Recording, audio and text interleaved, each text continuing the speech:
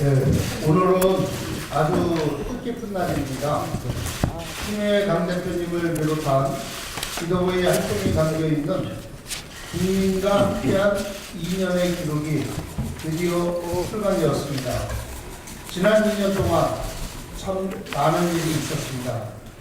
촛불혁명과 정권교체, 지방선거와 재보궐선거 승리는 국민들께서 민주당과 함께 해주셨기에 가능한 일이었습니다. 포토타임에 앞서 지난 2년 동안 국민과 함께한 추미애 당대표님과 지도부께 큰 박수 좀 부탁드리겠습니다. 이제 포토타임을 갖도록 하겠습니다. 추미애 당대표님과 홍영표 원내대표님, 지도부께서는 일어나셔서 언론인을 향해 책자를 들고 포즈를 취해주시기 바라겠습니다. 어떻게 포즈를 취해야 되나? 멋있게 하고 싶습니다.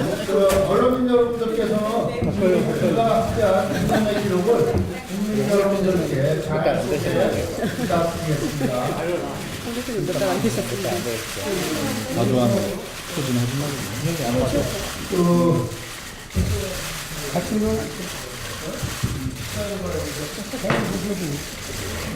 간략하게 책자 내용을 소개해 드리겠습니다. 첫 부분은 지난 2년 동안 활동에 담긴 합으로 시작됩니다. 책자 56페이지에는 당 지도부의 소여자 담고 있으며 책자 358페이지에는 공개회의 발언이 수록되어 있습니다. 책자 마지막에는 지도부의 비하인드 사진이 담겨 있습니다. 비하인드 사진이 제일 있는 거 아니에요?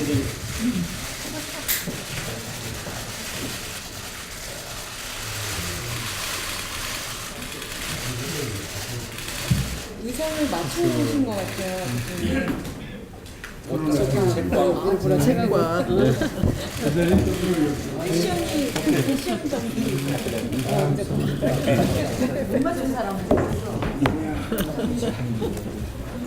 네, 감사합니다. 마지막으로 이 책자가 출간되기까지 애쓰신 모든 분들께 진심으로 감사의 말씀을 드리겠습니다. 추미애 당대표의 숙제선언으로 더불어민주당 제251차 최고위원회를 시작하겠습니다. 네. 시작하겠습니다. 회의를 소개합니다. 추미애 당대표의 발언이 있겠습니다. 어제 인천 남동구 세일전자 화재로 9명이 사망하고 6명이 부상을 당했습니다. 희생자들을 깊이 애도하며 부상자들의 빠른 쾌유를 빕니다. 스프링클러와 방화문 이런 것들이 제대로 설치되어 있었으며 또 작동이 되어 있는지 점검을 한다고 합니다. 신속히 대피할 수 있는 왕관기도 있었는지 확인을 바랍니다. 잊을만 하면 이런 안전사고가 일어나는데 당국은 취약한 곳을 제대로 꼼꼼하게 점검해서 안전에 취약한 대한민국이라는 오명을 하루빨리 벗어날 수 있도록 해야 되겠습니다. 심상치 않은 태풍 제19 졸리기 부상하고 있습니다. 한반도에 미치는 그 위력이 상당하고 큰 피해도 우려된다고 합니다. 정부는 국민의 생명과 재산을 지켜내고 태풍 피해를 최소화하기 위해 태풍 대비 태세에 만전을 기해 줄 것을 당부드립니다. 9월을 앞두고 다시 한반도의 시계가 빨라지고 있습니다. 최근 도널드 트럼프 미국 대통령은 언론 로이터와의 인터뷰에서 제2차 북미회담 가능성을 강력히 시사했습니다. 앞서 2일에는 북한의 미군 전사자 유해 55구를 인도한 데 깊은 사의를 표하며 밝힌 회담 가능성을 좀 더 분명하고 적극적으로 피력한 것으로 보입니다. 이를 뒷받침하는 일련의 의미 있는 움직임도 가시화되고 있습니다. 우선 폼페이오 미 국무장관의 네 번째 방북이 조만간 이루어질 것으로 알려지고 있고 시진핑 주석의 9월 방북도 점쳐지고 있습니다. 남북은 이미 고위급 회담을 통해 3차 남북 정상회담을 9월에 열기로 합의한 바 있습니다. 이런 흐름 속에 유엔 총회가 열리는 시기에 김정은 위원장의 방미와 함께 유엔 총회 연설 가능성까지 토론되고 있습니다. 올해 안까지 종전선언이라는 남북 정상의 합의를 이뤄내기 위해 남북, 미, 중 4개국이 분주하게 오가는 형국이라 하겠습니다. 이는 4월 남북 정상회담과 6월 북미 정상회담을 이어 오는 9월 한반도 비핵화의 종전선언으로 가는 중대 시점이 될 것이라는 점을 보여주는 것입니다. 더불어민주당은 9월 한반도 대회전을 차분하면서도 비상한 각오로 임할 것이며 남북 간 신뢰 회복과 교류 협력 강화를 위해 최고의 뒷받침을 해 나가겠습니다. 양승태 대법원의 사법농단이 드디어 헌법재판소의 박근혜 대통령 탄핵 심판까지 뻗쳐 있다는 의혹이 제기되었습니다. 헌법재판소에 파견된 판사가 박근혜 전 대통령 탄핵 심판과 관련 헌재 내부 정보와 대외비 문건 등 다수의 자료를 빼돌렸다는 것입니다. 헌재의 탄핵 심판이 당시 박근혜 대통령의 거취는 물론 조기 대선까지 직결된 문제였기에 박근혜 정권과 수시로 재판 거래를 했던 양승태 대법원으로서는 최고의 관심사였을 것입니다. 특히 당시 기무사가 탄핵 심판 기각을 염두에 두고 계엄령을 준비했다는 점에서 대법원이 헌재의 내부 동향을 빼낸 사실은 실로 크다란 놀라움과 충격을 주고 있습니다. 현재 대법원 법관징계위원회는 사법행정권 남용 의혹이 있는 법관 13명의 징계에 대해서 결론을 내리지 못하고 있습니다. 또한 사법농단 세력들에 대한 검찰의 압수수색 영장 청구도 사법부에 의해 대부분 기각되고 있어 국민의 분노를 불러일으키고 있습니다. 검찰에 대한 불신이 특검 제도와 고비처 필요성을 낳았듯이 법원에 대한 불신을 해소할 수 있는 특단의 대책이 마련되어야 할 것입니다. 어제 김명수 대법원장도 작금의 사태에 이제 김명수 대법원장도 작금의 사태에 대해 분명한 입장을 내야 할 것입니다. 사법농단과 재판거래로 얼룩진 사법부를 그대로 두고 과연 국민과 약속한 사법정의를 지켜낼 수 있을 것인지 묻지 않을 수가 없습니다. 대법원이 수사에 적극 협조하겠다는 약속을 저버리고 사법적폐를 감싸고 둔다면 국회로서도 특별법 제정 등 강력한 대책을 세울 수밖에 없다는 점을 분명히 말씀드립니다. 말씀을 마치겠습니다. 홍영표 원내대표의 발언이 있겠습니다.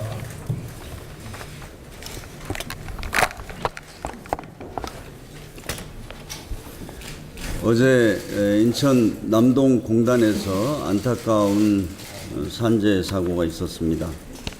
전자제품 공장에서 화재가 발생해서 현재까지 9분의 노동자가 사망했습니다. 먼저 숨진 분들의 영전에 깊은 애도를 표합니다. 유족들께도 진심으로 위로의 말씀을 드립니다.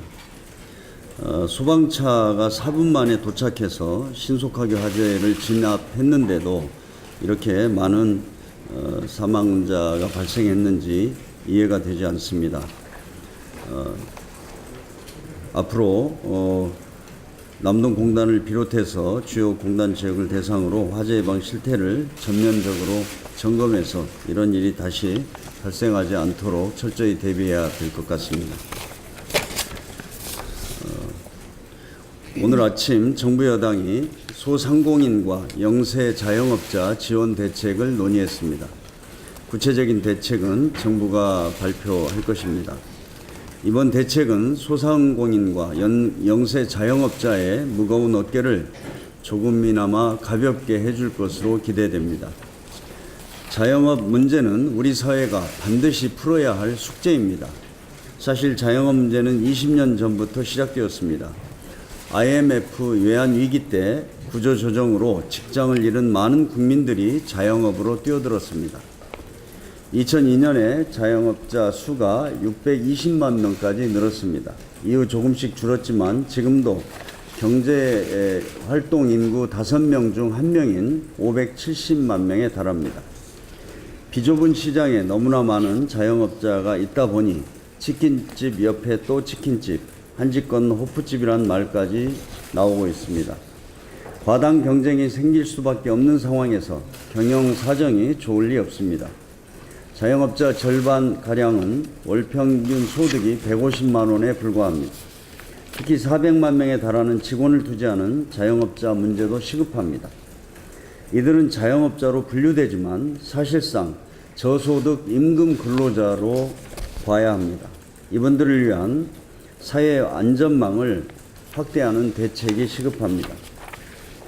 다른 문제들도 많습니다.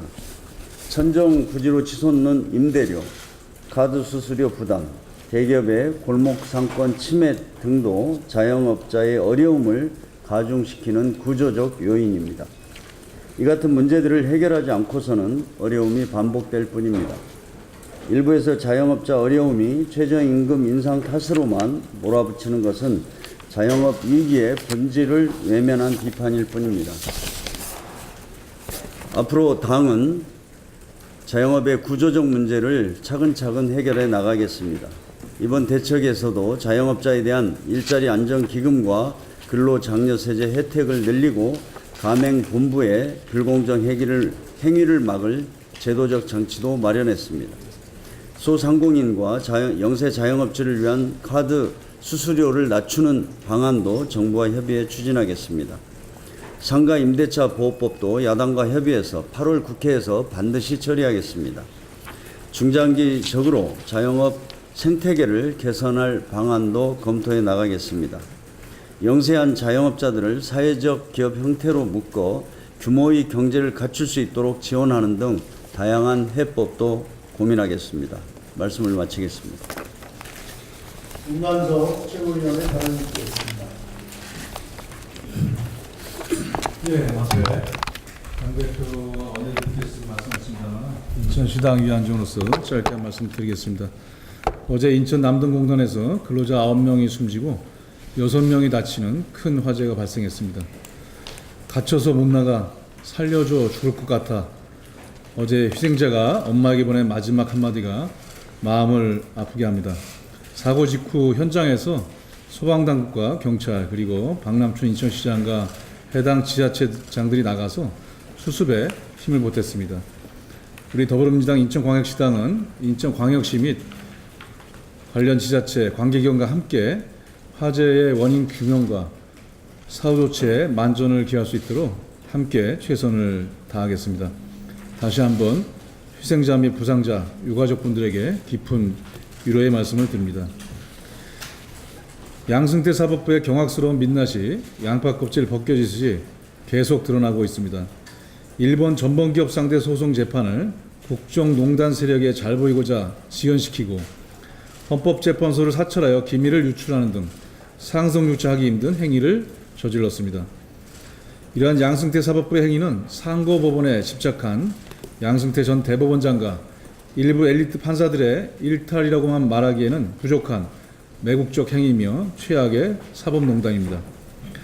양승태 사법농단 세력의 경악스러운 민낯의 실체가 신속히 밝혀지고 이에 따른 엄중한 책임이 물어져야 할 것입니다. 그러나 자료를 수집하여 실체를 파악하고자 사법농단에 광범위하게 연루된 판사들에 대한 압수수색 영장이 법익 침해가 큰 사무실과 주거지 압수수색을 허용할 만큼 필요성과 상당성이 인정되지 않는 등의 이유로 대부분 기각되고 있어 국민의 분노를 자아내고 있습니다. 2016년 기준 압수수색 영장 기각률이 0.9%였던 것을 감안하더라도 이러한 법원의 행태는 과도한 조직 보호를 위해 매국적 행위와 최악의 사법농단을 감싸는 것입니다. 또한 법 앞에 만인이 평등하다는 민주주의의 가치를 사법부가 스스로 훼손하는 것입니다. 우리 더불어민주당은 사법부가 우리 사회의 최후의 보루라는 기대를 아직은 적고싶지 않습니다. 지금이라도 양승태 사법부의 사법농단의 실체를 밝히고 엄중한 책임을 묻는데 사법부의 결자해지 각오로 적극 나서줄 것을 촉구합니다. 이상입니다. 박안주 최고위원의 발언이 있겠습니다. 네. 고 백남기 농민 사건에 경찰은 물론 청와대까지 개입했던 것으로 확인이 됐습니다.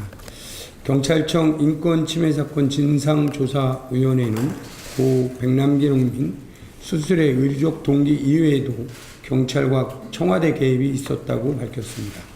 조사위는 피해자가 즉시 사망하는 것은 경찰과 정권 모두에게 정치적으로 큰 부담이 되었을 것이라며 양측이 이를 최대한 피하기 위해 서로 여러 경로로 병원과 접촉했고 백선화 교수가 수술을 집도하게 된 것이 이런 과정의 결과였다고 판단했습니다. 또한 당시 청와대는 사망 사건이 발생했던 민중 총궐기 집회에 앞서 폭력 집회에 엄정하게 대응하라는 경비 계획에 관한 구체적인 지시를 내렸던 것으로 드러났습니다. 조사위는 경찰의 금지 통고, 차벽 설치, 이동 통제, 살수행위 등이 모두 헌법이 보장하는 집회 시위의 자유를 침해하는 것으로 판단하였습니다. 백남기 농민 사건은 공권력이 과잉 진압에 한 시민의 목숨을 죽음에 이르게 한 다시는 반복돼서는 안 될 국가폭력의 전형적인 사례입니다. 조사위는 경찰이 국민의 생명과 재산을 지키는 국민 전체의 봉사자로서 하지 말아야 될 나쁜 선례를 가장 잘 보여준 사건이라고 결론을 내렸습니다. 다음 달 9월 25일은 백남기 농민 2주기입니다. 백남기 농민 사망 사건은 국가 권력에 희생되는 국민이 더 이상 나와선 안 된다는 교훈을 남겼습니다. 더불어민주당은 다시는 이러한 비극이 되풀이되지 않도록 제도적 장치를 마련하겠습니다. 다시 한번 고인의 명복을 빌고 유족들에게 깊은 의료의 말씀을 전하겠습니다. 이상입니다. 양양자 최고위원회 발언 있겠습니다. 2년 전에 엊그제 이렇게 당선된 날 보면